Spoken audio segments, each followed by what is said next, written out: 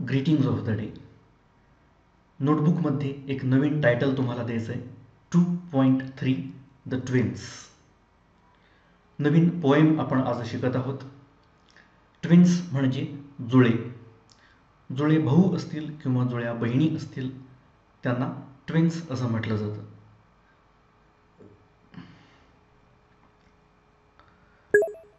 Next title द्यायचं आहे stanza 1. नेहमीप्रमाणे या टायटलच्या खाली तुम्हाला स्टांझा 1 मधील कठीण शब्दार्थ लिहायचे आहेत. चला तर मग सुरुवात करूया. 2.3 the twins. In form and feature. पहिलं एक्सप्रेशन नोटबुकमध्ये लिहून ठेवा. फॉर्म अँड फीचर हा अर्थ सुद्धा लिहा. Structure and appearance.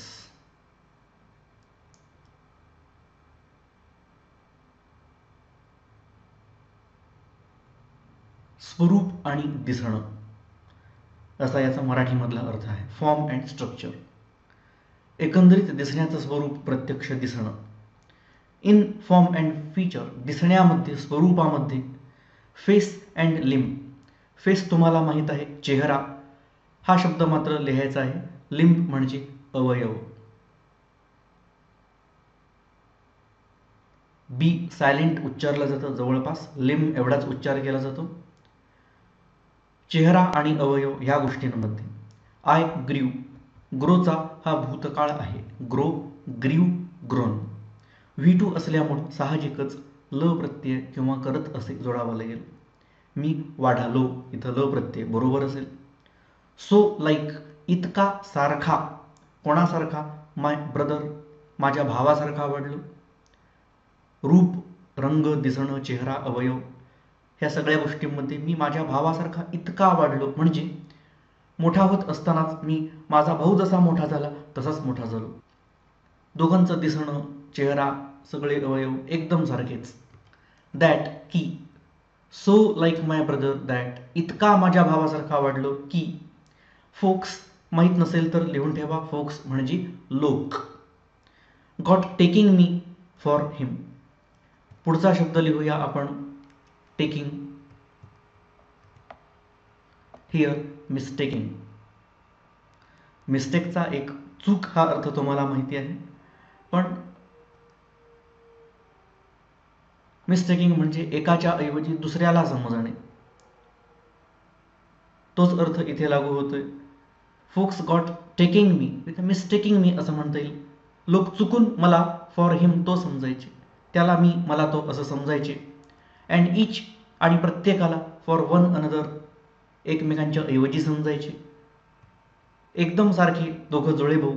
हा कवी सांगतोय की मी आणि माझा भाऊ, जुळा भाऊ, आम्ही दोघंही इतके सारखे वाढलो. वाढत असताना, मोठे होत असताना एकदम सारखीच वाढ आमची झाली. दोघांचा चेहरा सारखा, रूप सारखं, अवयव सारखे सगळेच. इतका सारखेपणा होता की लोक मला तो समजायचे आणि त्याला मी समजायचे. इट पझल्ड. इट ही जी गोष्ट आहे याचा अर्थच आहे ही गोष्ट. पझल्ड ह्या गोष्टीनं पझल केलं, कोड्यात टाकलं, गोंधळून टाकलं. कोणाला? ऑल आर किथ अँड किन. आता हे एक्सप्रेशन लिहून ठेवा. किथ अँड किन, रिलेटिव्स, नातेवाईक. असे एक्सप्रेशन्स आपण बोलण्यामध्ये वापरले पाहिजेत. जसं की आमच्याकडं काही पाहुणे आलेले आहेत असं म्हणताना आपण एक्सप्रेशन वापरायचं. वी हॅव सम किथ अँड किन इन आवर होम. आमच्या घरी काही पाहुणे आलेले आहेत असं वापरलेलं फ्रेज खूप चांगल्या प्रकारे लक्षात राहते. आमच्या सगळ्या किथ अँड किन यांना, म्हणजे सगळ्या नातेवाईकांना या गोष्टीनं पझल्ड, गोंधळात टाकलं किंवा गोंधळात टाकत असे. V2 आहे ना, ल प्रत्यय किंवा करत असे. ही गोष्ट आमच्या नातेवाईकांना, सगळ्या नातेवाईकांना गोंधळात टाकत असते. हा जो सारखेपणा आहे ही गोष्ट. इट रिच्ड, ही गोष्ट पोहोचली. इथे ल प्रत्यय मी जोडला. अ फिअरफुल पिच. पिच शब्द पण लिहूया. Limit, height. परिसीमा, एखाद्या गोष्टीची सीमा, एकदम टोक. इट रीच्ड अ फिअरफुल, भीतीदायक अशा पिचला ते पोहोचलं, एका परिसीमेला पोहोचलं. ही जी गोष्ट आहे सारखेपणा नावाची, ही इतक्या टोकाला पोहोचली. फॉर वन ऑफ अस, फॉरचा क्वचित अर्थ कारण असा होतो, इथं नेमका तसाच आहे. फॉर म्हणजे कारण. वन ऑफ अस आमच्यापैकी एक जण, वॉज बॉर्न जन्मला होता, अ ट्विन जुळा, म्हणजे एका आईच्या पोटी एक बाळ जन्माला आलं आणि काही मिनिटांनी जे दुसरं बाळ जन्माला येतं त्याला ट्विन असं म्हटलं जातं. दोघांपैकी कोणीतरी एक जणच ट्विन असतं. तर आमच्या दोघांपैकी एक जण ट्विन म्हणजेच जुळा म्हणून जन्माला होता. येट लिहून ठेवा, तरी सुद्धा. येट म्हणजे तरी सुद्धा. नॉट अ सोल एकाही आत्म्याला, न्यू माहीत नव्हतं, सोल म्हणजे आत्मा, नो याचा भूतकाळ आहे न्यू. एकाही आत्म्याला माहीत नव्हतं म्हणजे एकाही व्यक्तीला माहीत नव्हतं. विच कोणता, आमच्यापैकी जुळा कोण आहे, मी आहे का तो आहे, हे एकाही आत्म्याला माहीत नव्हतं. इथे अर्थ एकाही व्यक्तीला माहीत नव्हतं. I repeat, in form and feature, रूपामध्ये आणि सगळ्या वैशिष्ट्यांमध्ये. फेस अँड लिम, चेहऱ्यामध्ये आणि अवयवामध्ये. आय ग्रीव सो लाईक माय ब्रदर, मी इतका माझ्या भावासारखा वाढलो, मोठा झालो. दॅट फोक्स गॉट टेकिंग मी फॉर हिम, की लोक मला तो समजायला लागले. And each for one another, आणि प्रत्येकाला एकमेकांच्या ऐवजी समजायला लागले. इट पझल्ड ऑल आर किथ अँड किन, ह्या गोष्टीनं आमच्या सगळ्या नातेवाईकांना गोंधळात टाकलं. It reached a fearful pitch, ही गोष्ट एका भीतीदायक परिसीमेला पोहोचली. For one of us was born a twin, कारण आमच्यापैकी एक जण जुळा म्हणून जन्माला. Yet not a soul knew which, तरी पण कुठल्याच माणसाला माहीत नव्हतं की कोणता आहे, मी जुळा आहे का तो जुळा आहे, नंतर कोण जन्म देते तो का मी, हे कोणालाच माहीत नव्हतं. आता आपण प्रश्नोत्तर सुरू करूया. Simple factual activity question A1, साधे वस्तुनिष्ठ उपक्रम. कंप्लीट द फॉलोइंग, खालील गोष्टी पूर्ण करा. With the information given in the extract, extract म्हणजेच स्टांझा, उतारा. ह्या उतार्यामध्ये, ह्या कडव्यामध्ये जी काही माहिती दिलेली आहे ती भरून तुम्हाला खालील गोष्टी पूर्ण करायच्या आहेत. First sentence, the twins were similar to each other, ही जुळी मुलं एकमेकांसारखी होती. इन डॅश डॅश, कशामध्ये सारखी होती, सारखेपणा कोणकोणत्या गोष्टींमध्ये होता. एक गोष्ट ही आहे फॉर्म अँड फीचर, दुसरी गोष्ट आहे फेस अँड लिम. या दोघांच्यामध्ये पण अँड शब्द टाकू शकता, form and feature and face and लिम. लिहून घ्या.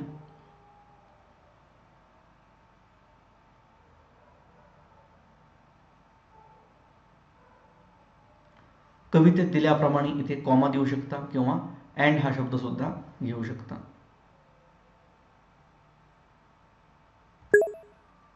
सेंटेन्स नंबर 2, द सिमिलॅरिटी पझल्ड, सारखेपणानं गोंधळात टाकलं. डॅश ऑफ द ट्विन्स, त्या जुळ्यांच्या डॅश डॅशला गोंधळात टाकलं. कोणाला गोंधळात टाकलं, इथं सांगितलेलं आहे इट पझल्ड, कोणाला, ऑल आर किथ अँड किन, पाहुण्यांना. रिकाम्या जागेमध्ये किथ अँड किन एवढंच येणार आहे. Third sentence, not a soul knew, एकाही आत्म्याला माहीत नव्हतं म्हणजे एकाही माणसाला माहीत नव्हतं. काय माहीत नव्हतं, इथं म्हटलं yet not a soul knew which, काय, was born a twin. Who the twin was, कोण जुळा होता. हू वॉज द ट्विन म्हणू नका, तो क्वेश्चन होईल. हू the twin was, the twin हा सब्जेक्ट, वॉज हे वर्ब, सब्जेक्टच्या नंतर वर्ब आलं तरच हा फुल स्टॉप देता येणार आहे. And the fourth sentence, folks got taking dash dash for dash dash, लोक डॅश डॅशला डॅश डॅश समजू लागले. इथं सांगितलेलं the folks got taking me for him, पण असंच्या असं लिहून चालणार नाही, ही तर सर्वनामं आहेत. मी म्हणजे कोण आहे, द पोएट, आणि हिम म्हणजे कोण आहे, हिज ब्रदर. कवीला त्याचा भाऊ समजू लागले. Folks got taking the poet for his brother or twin. Right down.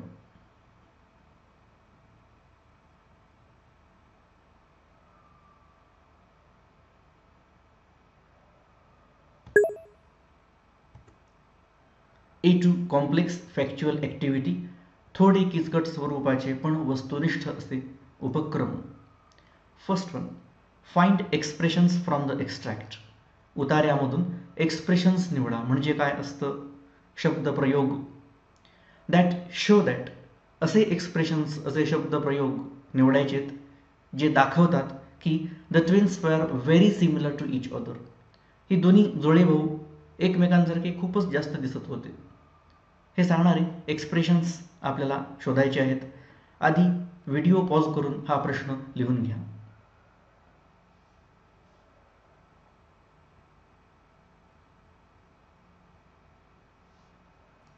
आता जर आपण कवितेकडे पाहिलं तर जवळजवळ प्रत्येक ओळ, प्रत्येक एक्सप्रेशन आपल्याला हेच सांगतंय की दोन भाऊ एकमेकांसारखे दिसायचे. जसं की in form and feature, face and लिम, आय ग्रीव सो लाईक माय ब्रदर. इथं स्पष्ट सांगितले की सगळंच सारखं होतं. लोक आम्हाला एकमेकांच्या ऐवजी समजायचे, सारखे असल्यामुळं समजायचे. आमचे पाहुणे गोंधळात पडायचे, हा सुद्धा तोच पार्ट आहे, सारखे असल्यामुळे गोंधळात पडायचे. ही ओळ मात्र एकदम सांगत नाही की दोन सारखे दिसतात, परंतु या दोन लाईन्स, एक जण जुळा जन्मला पण नेमका कोण जुळा आहे हे कोणालाच माहीत नव्हतं. एक लाईन सोडली तर बाकी सगळ्या लाईन्स हेच दाखवतात की the twins were very similar to each other. त्यामुळे हायलाईट केलेल्या या सगळ्याच ओळी लिहून घ्या. पॉज करा, लिहून झाल्यावर कंटिन्यू करा.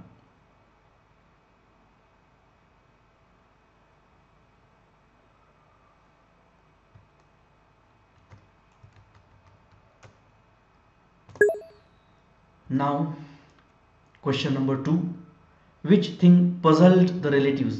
कोणती गोष्ट पाहुण्यांना गोंधळात टाकत असे? ऑफ द ट्विन्स, त्या जुळ्यांच्या नातेवाईकांना कोणती गोष्ट गोंधळात टाकत असे? Write in your own words, तुमच्या स्वतःच्या शब्दांमध्ये लिहा. कवितेतलं कॉपी करायला नाही सांगितलं. जे आपण पाहिलं त्याचं सारांश आपण सांगू. The two boys were very similar to each other. The relatives were unable to tell the difference between the two. दोघांमधला फरक सांगू शकत नव्हते. And this similarity puzzled their relatives. ह्या दोघांच्या सारखेपणामुळं त्यांचे नातेवाईक गोंधळात पडत असत. जवळपास हेच मी इथं लिहिलेलं. The twins were very similar to each other. Full stop दिला, पुढचं अक्षर capital. Their relatives couldn't tell who exactly the twin was. इथे पण वॉज द ट्विन असं नाही चालणार. आधी द ट्विन, नंतर वॉज. आधी सब्जेक्ट, नंतर व्हर्ब, एस प्लस व्ही, तरच फुल स्टॉप देता येतो. दोघांपैकी कोण ट्विन होता, दुसरा कोण आहे हे सांगू शकत नव्हते. कुंट खूप विचारपूर्वक लिहिलेले, शकत नव्हते. दिस सिमिलॅरिटी पझल्ड देम. हा सारखेपणा त्यांना गोंधळात टाकत असे. फुल स्टॉप दिला की पुढचं अक्षर कॅपिटल आलंच पाहिजे. पॉज करा, लिहून घ्या.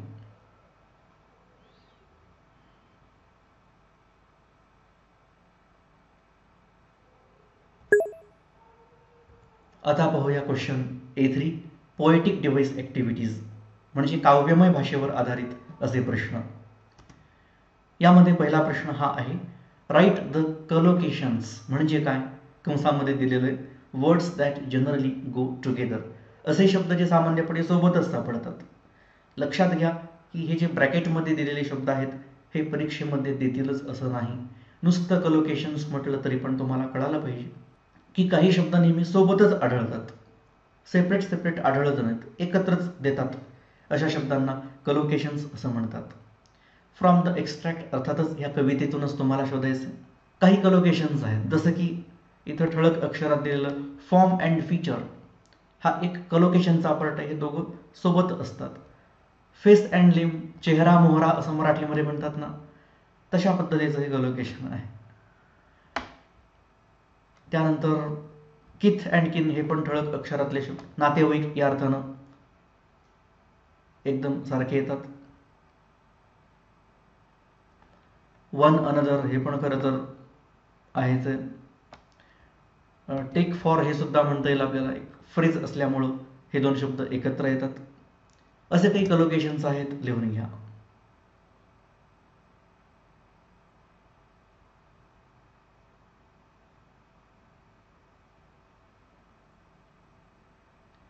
कोणतीही 4 कलोकेशन्स लिहिले तरी पण पर्याप्त आहे. Second one, name and explain. नाव सांगा आणि स्पष्ट करा the figure of speech in the following lines, खालील ओळींमध्ये जे काही फिगर ऑफ स्पीच आहेत म्हणजेच भाषिक अलंकार आहे त्याचं नाव सांगा आणि एक्सप्लेन करा. एक लाईन दिली, for one of us was born a twin yet not a soul knew which. दोघांपैकी एक जण जोडा म्हणून जन्मला, पण नेमका जोडा कोण आहे हे कोणालाच माहीत नाही. इथे आपल्याला एक नवीन फिगर ऑफ स्पीच शिकायचा आहे जो की खास या लाईनमध्ये आपल्याला सापडतोय. याला म्हणतात हायपरबली, म्हणजे अतिशयोक्ती अलंकार.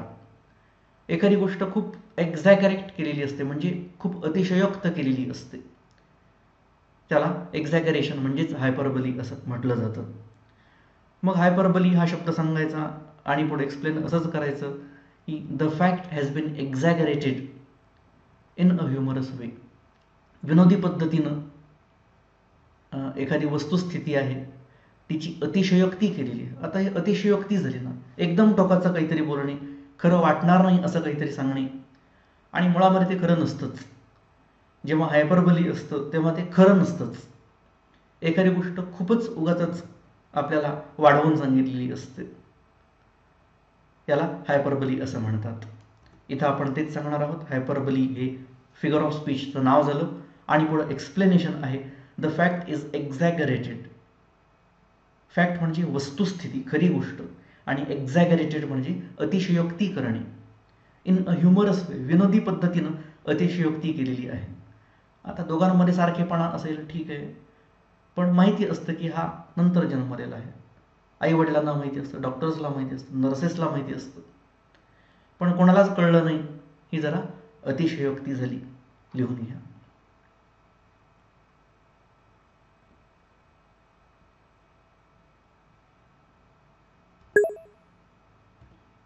Next, in form and feature, face and लिम. आता इथे पाहिलं तर 3 शब्द बघा, फॉर्म, फीचर आणि फेस. फ या साऊंडपासून सुरू झालेले आहेत.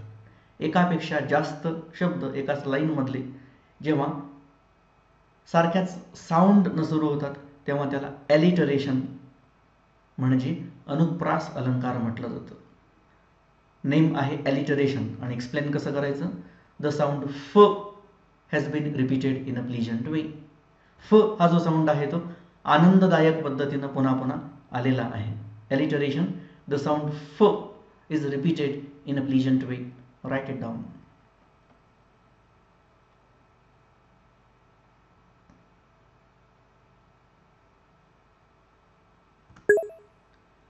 Then match the expressions in column A with the references in column B. एक टेबल तुम्हाला दिसेल. कॉलम ए मध्ये काही एक्सप्रेशन्स आहेत आणि कॉलम बी मध्ये त्यांचा रेफरन्स दिलेला आहे. हे आपल्याला मॅच करायचं आहे. द पोएट्स ब्रदर, कवीचा भाऊ, म्हणजे कोण आहे? Of course one of the twins. अर्थात असा बाण तुम्ही मारायचा नाही आहे. तुम्ही आधी हा प्रश्न ॲज इट इज लिहून घ्या. हा टेबल सुद्धा तयार करा.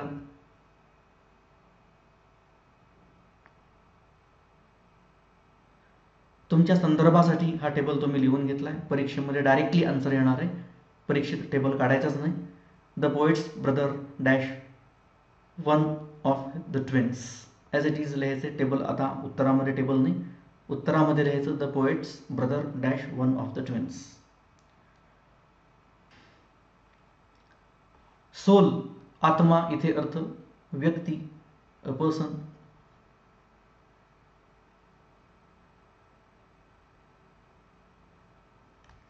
फोक्स म्हणजे लोक, people.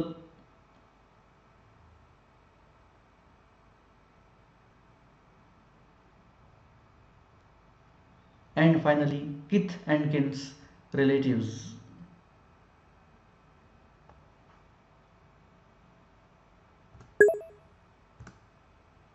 Fourth one, find rhyming pairs from the extract. या एक्स्ट्रॅक्टमधून रायमिंग पेयर्स शोधायचे आहेत. नेहमीच आपण शोधतो शेवटी आलेले शब्द. लिम आणि हिम. तुम्हाला वाटेल लिममध्ये तर बी आहे, मी स्पष्ट केलं सायलेंट आहे. लिम, हिम सारखाच उच्चार आहे, हे रायमिंग पेयर आहे. ब्रदर, अनदर, शेवटी दर असा उच्चार आला. किन, twin rhyming pair. Pitch, which rhyming pair आहे. लिहून टाक.